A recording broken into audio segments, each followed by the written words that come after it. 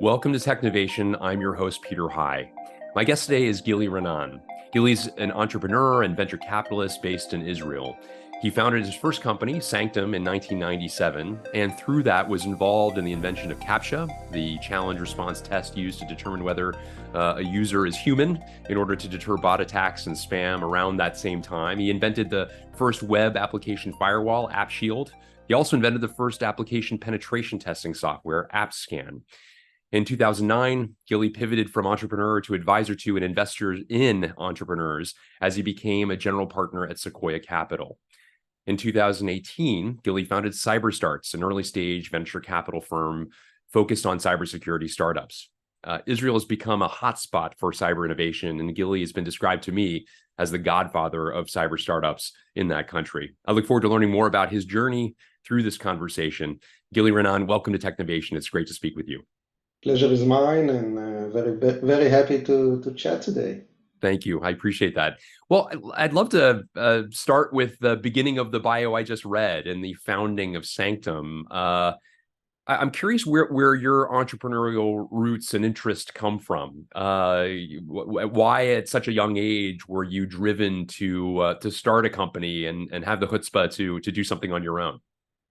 Back in 1997, I just completed 10 years of service with the Israeli government, and I worked on some still classified, compute and cybersecurity projects, and building a cybersecurity technology company was, if you can imagine, the most straightforward decision a 27 years old young guy could make.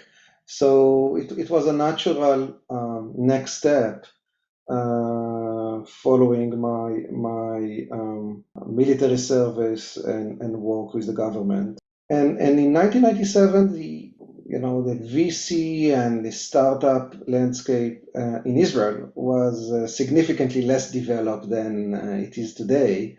And my partner and I joined forces with Eran Reshef, who served with me at the same agency, so we knew each other very well, and we were very lucky to get $2 million in funding. And we had some ideas, but really we didn't have a clue what we are going to do.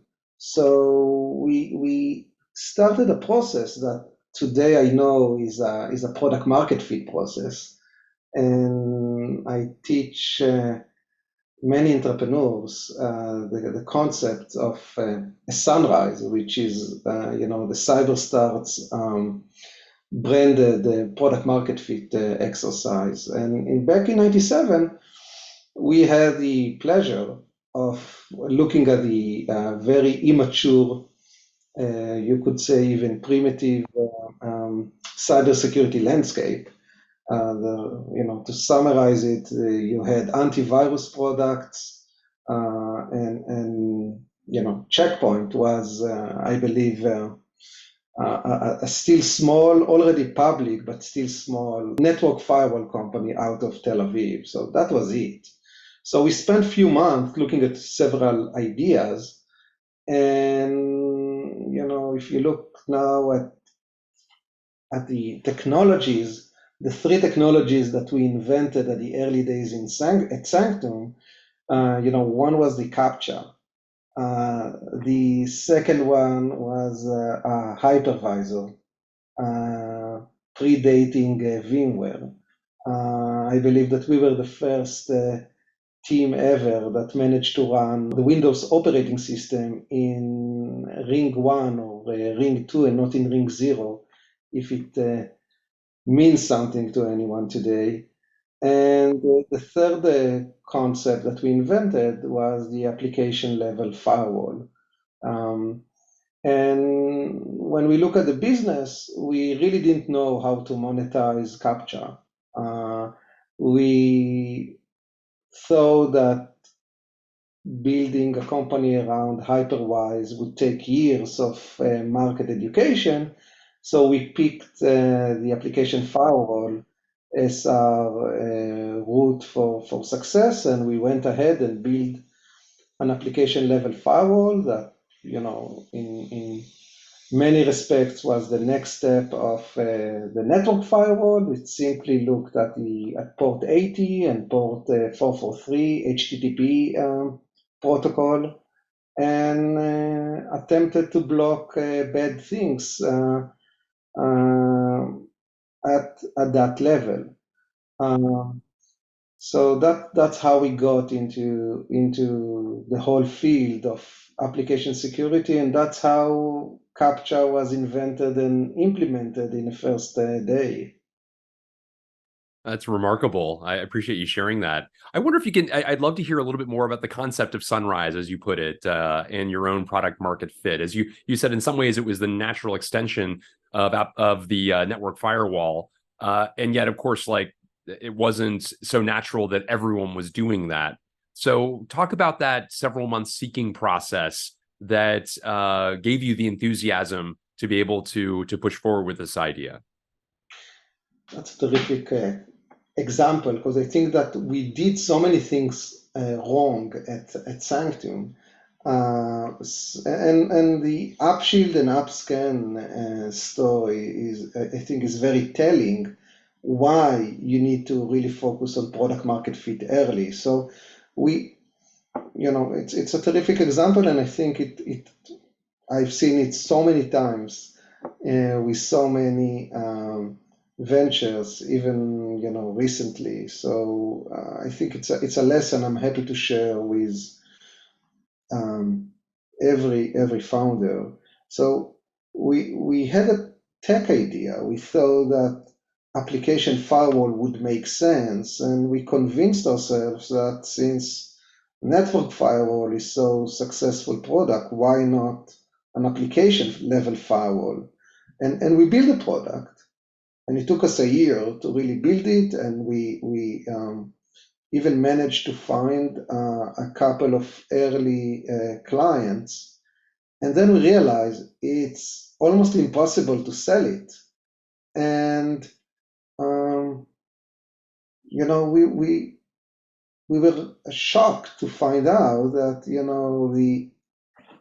this state-of-the-art amazing technology that analyzes traffic on the go and spot hacking attempts and block them, and from our perspective creates tons of value for customers.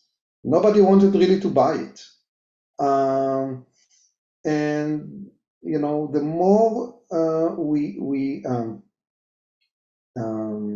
research and spoke with customers, what's the holdup? Why don't you move forward with the product? It's such an amazing product. We found out that we are getting two very simple answers. One, the product is nearly impossible to deploy. It's a reverse proxy. It's super hard to plug it into the wire. It's just a nightmare to deal with, and we didn't think it's that hard, and it always reminds me my physician when I ask him if a certain treatment is painful. My physician always tells me the same, gives me the same answer. It's not painful to me. So it's a lesson I learned very early, that a product is never hard to deploy for its developers. It's hard to deploy for its users, and they are the judges of whether a product is easy to use or not, because every entrepreneur will tell you that their product is super easy to use. And the second answer they gave us was for not buying Upshield, for not buying an application firewall, was even more surprising to us. They told us nobody hacked us. I have my website running for a year, for 2 years. Nothing bad happened to me so far. So why would I spend money on a pain point that might not be real? Are there any bad people around? Are there any hackers around that are going to attack me? I'm not sure. So we found ourselves with a terrific product that has no demand, that doesn't deal with any real pain point. And with the very few prospects that agree to test it, is super hard to deploy. But one terrific things came out of it in the process, or during the efforts to convince those prospects to buy Upshield. We started to audit, test the security of their web applications. It had two interesting outcomes in my mind. One, I got to meet Elon Musk, and that's a story I'll tell you in a second. And the other, we invented application scanning process, and we productize it, and it wasn't a very impressive product like the application firewall. In my view, as a techie, it was more of a gizmo. It was a toy, AppScan, relative to Upshield. But you know what? That little toy sold a lot of licenses. We built a real business on AppScan, and later on, when we sold the company to IBM, and later, that little product of AppScan sold over the years more than $1 billion of licenses. So the whole Upshield AppScan experience taught me a very important lesson, that it's very, very difficult, often the wrong order, to start with technology.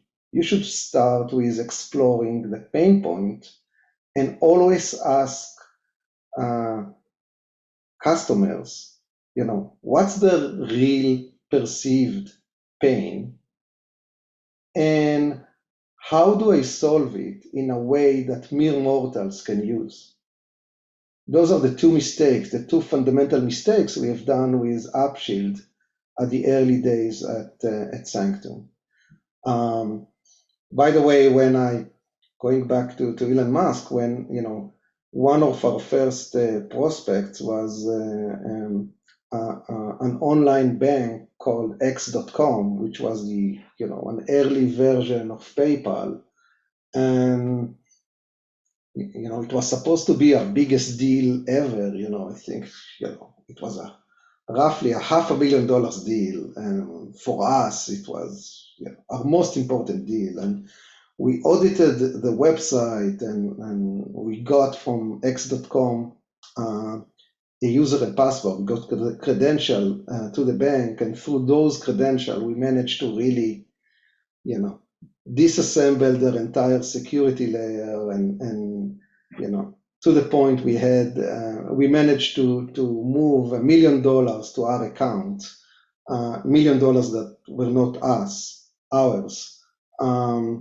And I was so proud of that achievement. I sent a very proud, I would say, very Israeli type of email saying, to my Sequoia Capital board member.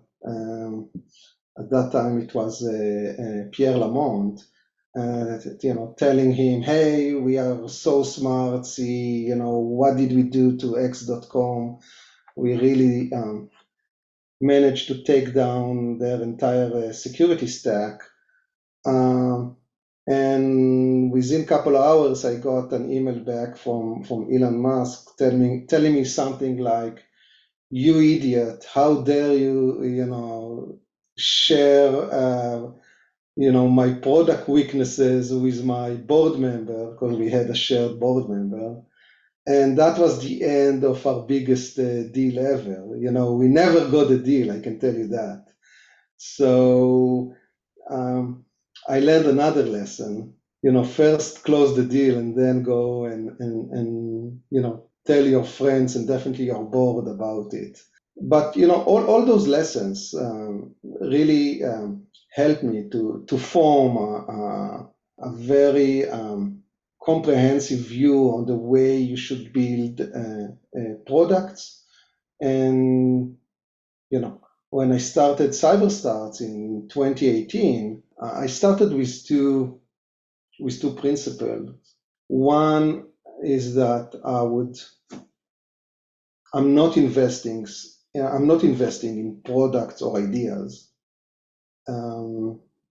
I'm investing in people, and I believe that things in life, including products, are overrated, but people are underrated. And I like to, partner with the best talent that I can source. And if they happen to have a terrific idea, that's a nice bonus.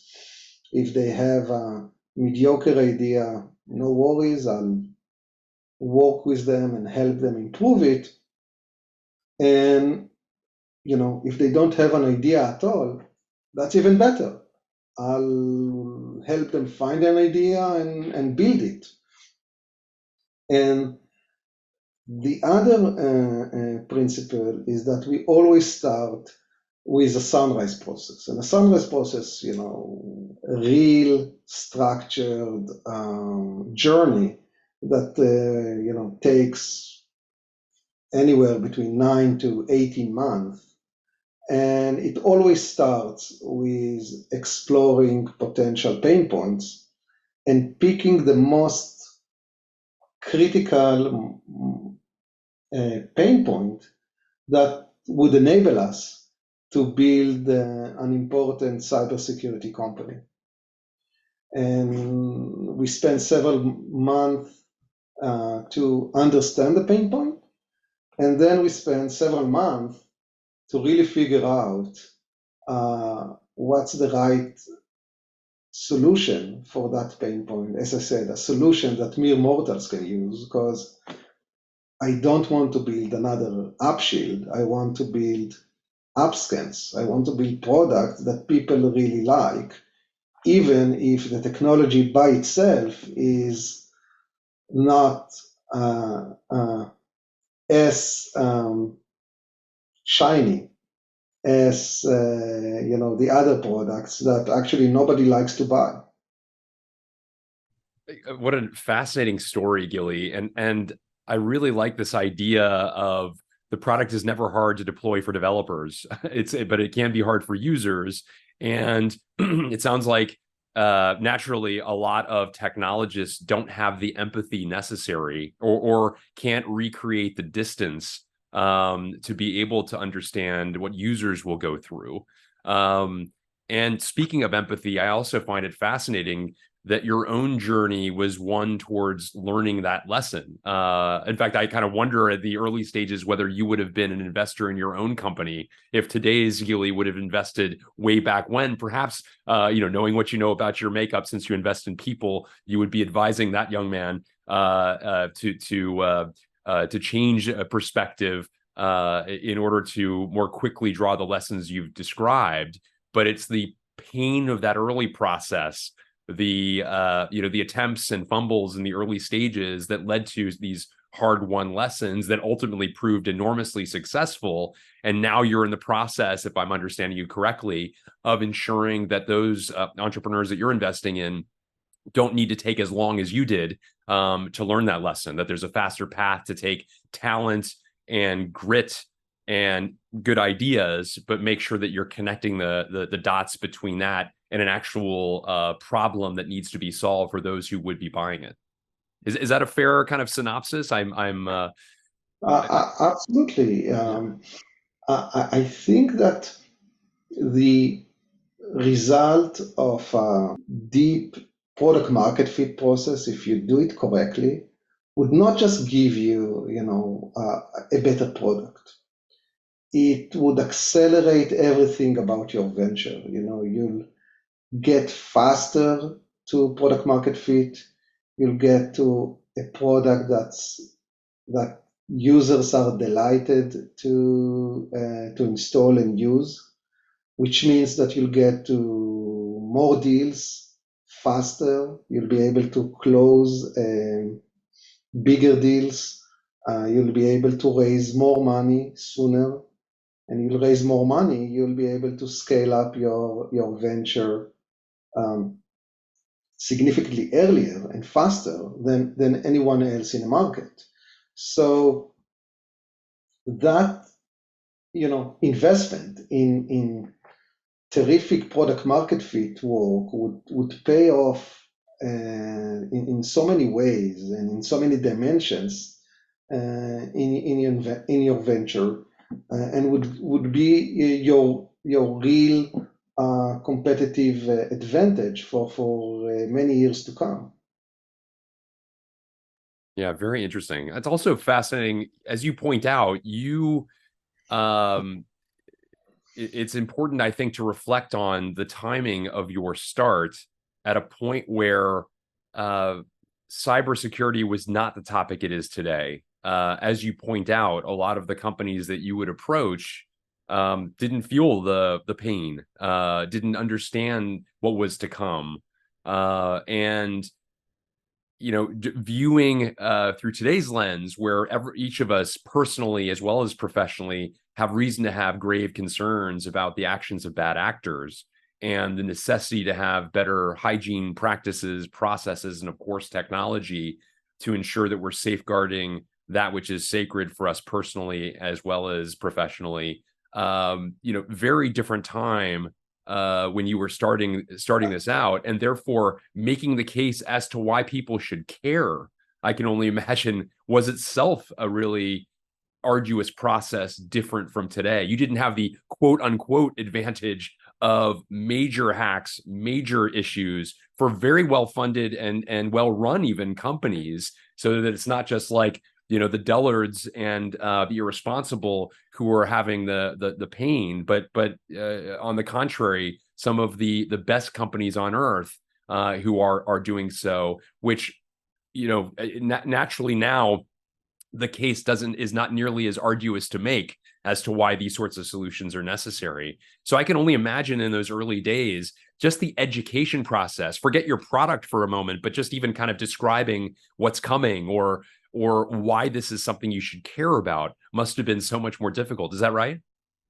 I really think that creating a new cybersecurity business, and especially starting an important cybersecurity business, is a really hard journey today, and it was a hard, 5 years ago and 10 years ago and 20 years ago. I think the proof point is really, look at the number of successful large cybersecurity companies that are created every year. We are looking at, a group of one, maybe two companies every year, because it's simply hard. The threat vector was not as developed in 97, 98 as the threat vector is developed today. So that made it a little bit more difficult for us. On the other hand, there weren't many cybersecurity vendors, so the level of noise in the market today is significantly higher, and it's than it was 20 years ago, and it's more difficult today to find a really blue ocean. You can't imagine today that you could start a company in application security and you are the first vendor in application security. It's a dream for entrepreneur, and it won't happen today.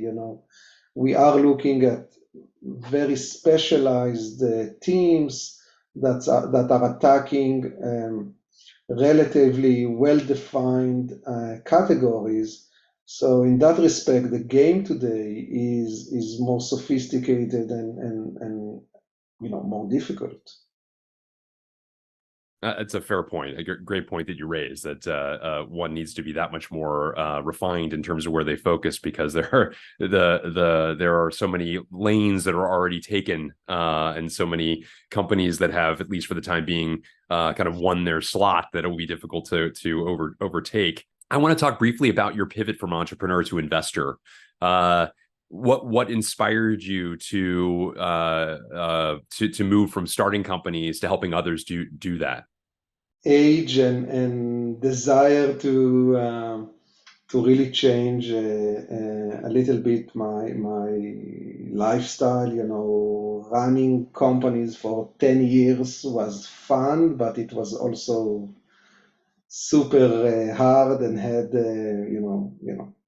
significant toll on everything in my life. And I thought it's time for me to, I love the entrepreneurial journey, and I thought that moving to the dark side would let me still be highly involved, but not as committed to a single venture as I've been as a founder. And I'm really glad, and it was one of my best decisions, because I really enjoy partnering with entrepreneurs and helping them to find the best version of themselves. Because I'm not changing the basic qualities of the entrepreneur. They come to me ready-made from their families and homes and whatever life journey they've taken. But I think that through the process of working together from the early days, and figuring out, what's the problem or the pain points we go after and how we do that, I'm really able to make an impact on the journey, and it's a lot of fun. I recently counted that I've done this 0 to 1 run, the product market fit, the sunrise process, more than 35 times. It's an unbelievable number. And each time I'm diving into a new sunrise process, I still need to gather a lot of energy and a lot of focus, and because it's a very, very difficult process. It's a process where you're facing all the challenges of the venture that you're going to, in a typical cadence, you're going to face in the next 3 years. You're going to face all those challenges within several months. And you have to solve it. When you ask yourselves all the hard questions, if a prospect didn't want to take a meeting, why didn't they want to take a meeting? If they took a meeting and didn't want to take the product to technical evaluation, why didn't they want to take the product to technical evaluation? If they took it to technical evaluation and we didn't win the business, why did it happen? If they want to buy the product but didn't agree to the price we ask, why did it happen? So we ask ourselves all those hard questions before we even have a product. And so in a way, we take all the objections, all the challenges that you would meet in your venture in the next 3 or 4 years, and condense all those challenges into 6 months. And it's emotionally, it's a very, very difficult process to go through. On the other hand, once you complete it, you are in such a better place to really build a fast-growing, successful business. And every time I do that, it's a fascinating process to execute. And by going through that process 35 times, you're immersing yourself again and again in the nature of threats today, the areas that need to be solved, the pain points, as you've described it several times. Talk a bit about some of the recent conclusions you have. Again, you've got this remarkable broad sweep of history relative to the broad topic of cybersecurity. You've started businesses and invested businesses in almost all of the lanes relevant to the topic. Talk about where we stand. I forgive a broad question, but presumably the areas you'll focus on will be the ones that rise to the top of your mind currently, in terms of what companies need to be aware of, where you're seeing the primary pain and its evolution, especially given some of the dynamism of all that we've experienced in the past several years. What are some things that come to mind? That's one of the questions I hate the most. So it's such a, in cybersecurity, it's such a, and I'm being asked that question often. It's such a, the answer is so temporal. Because cybersecurity is never a business by itself. It's always derived from change. A change in a business or a change in technology, or maybe a change in consumption. So if there's a new business, like cloud is new or autonomous vehicles are new, you'd need cloud security and autonomous vehicle security. And if technology changes and you've got artificial generative AI, you probably need generative AI security. So that's one of the, in my view, that's one of the best things investing in cybersecurity, because you always have to be up to date about any significant change in business and technology. And in many respects, I feel that that's what keeps me young. That I always have to be up to date with that and think about how that new trend, how that new technology is impacting the security layer of organizations. And there's always an impact. Take for instance, in the past 12 months, we organizations are under more and more pressure to save costs, to be efficient. Budgets are being frozen or cut. So, the immediate impact on cybersecurity is the need in better automation, to save costs, to streamline process, so you can, consolidate a process, that you can, save on labor. So those are the things that really connect, real world trends and real world changes and the cybersecurity arena. So today, definitely Gen AI is an important trend. Automation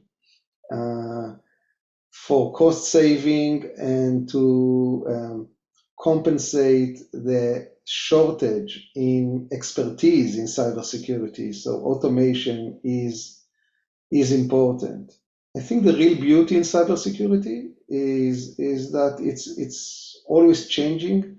The threat landscape is changing, the threat vector is changing, and that's what's driving innovation around us. Very interesting. And so let's take a couple of those that you mentioned, Gen AI and automation and the dynamics behind those that would lead to the necessity for new ways of thinking about cybersecurity. Are you now in the seeking process for entrepreneurs who are addressing those points? As you network and as you hear pitches, are those kind of the themes you're hoping will be coming up as you recognize that these are waves that are building? I realize, of course, it's not as though, you can say let's take topic X and let's find, or maybe you can, and find, 15 or 20 entrepreneurs that are focused on this space and then pluck the one that has the best ideas associated with it. But how do you take, whether you want to specifically cover those or more generally to talk about the connection point between a trend and an entrepreneur, how does that seeking process work for you? I would say almost the opposite. I think that once you start to follow trends, in my view, that's the slippery slope. And, as I shared earlier, I'm taking a different approach. I'm looking for the best talent. I'm looking for the best entrepreneurs. And if they decide to, go after Gen AI security, wonderful, let's run a process with customers and figure out, what's the real pain point there. But, the way I look for new investments, the way I look at new teams is that I always look for the best talent. And the answer okay, so we are here, we are funded, the money is in the bank, what should we do with it? That answer is not with Gili or Cyberstarts. The answer is always with the customers. It's always with the market. So, and I've seen entrepreneurs that chase big pain points because they care about them. I've seen entrepreneurs chase big problems because they have experience dealing with them, so they feel that they have an unfair advantage in a certain domain. I've seen entrepreneurs chasing big problems because they believe those are part of trends that would change the world. But I may surprise you, the question I love to ask the most when I go with entrepreneurs and speak with potential customers is not what's your most important pain point. And it's not, what's the biggest trends that are important to you. The question I love the most is which vendor of yours today you hate the most. Because I find hate a very powerful emotion.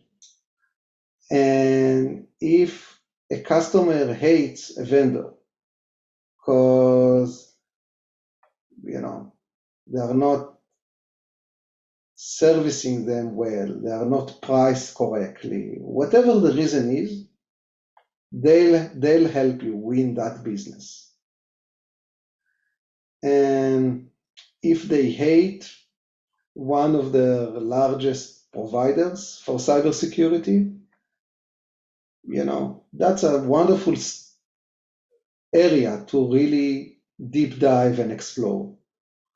But there are many ways to decide that you want to go after any area or pain point in cybersecurity, and I don't think there is one correct way to go about it. There's always a correct process to really figure out what's the real pain point there, and how I solve it in a way that would be delightful to my customers. Yeah, very, very interesting. I appreciate you sharing that. Are there any other, as you've mentioned at several points through the conversation, the sanctity of investing in people first and foremost? Are there any other characteristics you have not mentioned that you look for in determining that somebody is a great person, great entrepreneur to invest in? What else comes to mind? You know, my view is that the entrepreneurial journey is very difficult. So I'm not necessarily looking for the entrepreneur, the founder who's been the best student or the best officer, or the one that got straight A. And I'm not looking for people who are straight lines. I'm looking for individuals who had experienced some real hardships, some real difficulties, and getting B minus in physics is not real life difficulty. I'm looking for people who have experienced real difficulties, and managed to overcome and really become successful, although they had those difficulties in life. I think that those individuals are better prepared than others to successfully deal with whatever lies ahead in their entrepreneurial journey.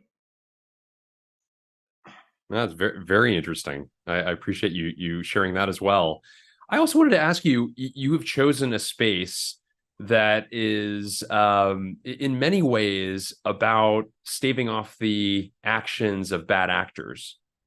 And I wonder, how do you keep from becoming cynical or depressed, perhaps, in focusing in those ways? You have reason to think about negative actions by negative actors on a daily basis. No doubt, of course, you take great satisfaction on providing the counterpoint to that and the move that will save a company, save individuals and their wherewithal. But nevertheless, the milieu is one that one might argue begins with negativity. And I wonder, how do you rise above that personally to make sure that it's not something that impacts your psyche to too great a degree? It's a terrific question. Um, Naturally, I never felt that way. Always, I believe that working with younger entrepreneurs on building amazing teams is one of the best life experiences I could wish anyone to have. And I feel that what keeps me focused on adding value and creativity. And in my view, it's a highly emotionally rewarding way of life. And I think that dealing with um, uh, bad actors and their malicious attempts, just is just the fuel. It's just what keeps me doing what I'm doing, and it's part of the mission I took upon myself. Can I also ask you, you also operate in a country that has become remarkable from an entrepreneurship perspective. The percentage of the populace that goes into starting companies is really something.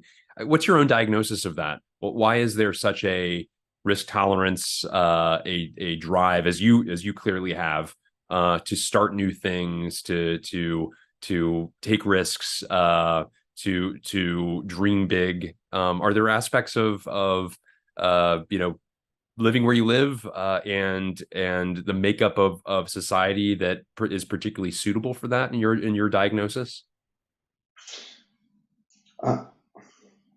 I think, first of all, Israel is indeed a wonderful place for innovation, specifically in cybersecurity, but also outside of cybersecurity.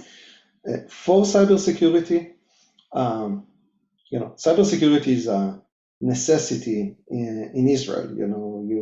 It's hard to survive in the Middle East without strong cybersecurity programs. So I think that once you deal with cybersecurity as a way of surviving, really surviving, you have to become very good at it. One, and because it's done by relatively young people, because that's the population of the different intelligence forces and different agencies in Israel, you're making mistakes, and you have to accept mistakes as part of the business. So, and I think the last element that makes Israel such a terrific hotbed for innovation is concentration of talent. You've got amazing talent in the US and Europe, but in Israel, mostly 95% of it is virtually in a single city, in Tel Aviv.